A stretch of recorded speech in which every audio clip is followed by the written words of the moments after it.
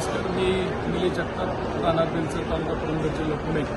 Care health insurance कंपनीच्या माध्यमातून आम्ही गेल्या 26 तारखेला मुंबई इथे ऑफिशियल ट्रीपसाठी गेलो होतो.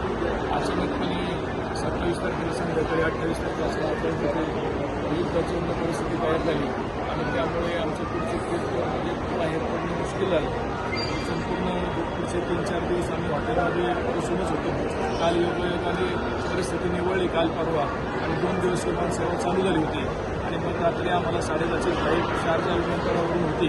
जवळपास 375 लोक आम्ही केअर यांच्या माध्यमातून ऑफिशियल सेमिनारसाठी आम्ही पुण्याला गेलो होतो.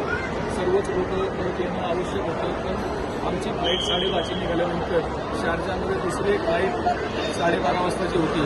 त्यांचं चेकिंग झालं, त्यांची सगळी व्यवस्था झाली आणि अचानकपणे तिची परिस्थिती बिघडली आणि ते 55 आमचे साथीदार त्यांना परत हॉटेलला जावं लागलं.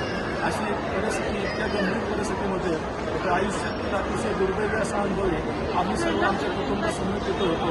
खरोखर डोक्यावर खूप मोठं ओझं होतं, ते परत भारतात परिस्थिती नाही. पण पांडुरंगाची कृपा झाली आणि आम्ही सर्वजण इथं सुखरूप पोचलो.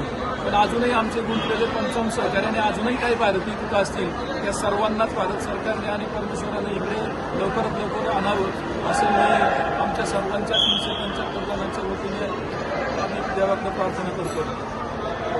आता आम्ही हैदराबाद एअरपोर्टला आम्हाला उतरवलेलं आहे. इथं आम्ही अतिशय सुरक्षितपणे आलेलो आहोत. परंतु माय देशाची ओढ काय असते, माय देशामध्ये परदेशामध्ये गेलेलं असताना तिथे युद्धजन्य परिस्थिती झाली असताना आमच्या डोळ्यांनी आम्ही काय पाहिलं आहे की आमच्या डोक्यावर खूप मोठा ताण होता, भीती वाटत होती, भीतीचं सावट होतं. परंतु कंपनीच्या सहकार्याने केअर हेल्थचे सहकार्य असेल, आमची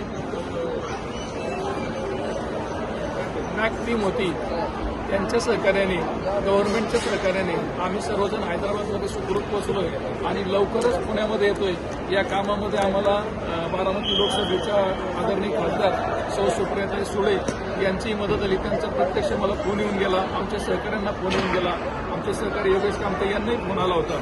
त्याच्यामध्ये त्यांनी सहकार्य केलं. या सर्वांचंच आणि ज्ञात अज्ञात सर्व हितचिंतकांनी ज्यांनी कोणी सहकार्य केलं असेल त्यांचं सर्वांचं मी 375 जणांच्या वतीने आभार व्यक्त करतो. धन्यवाद.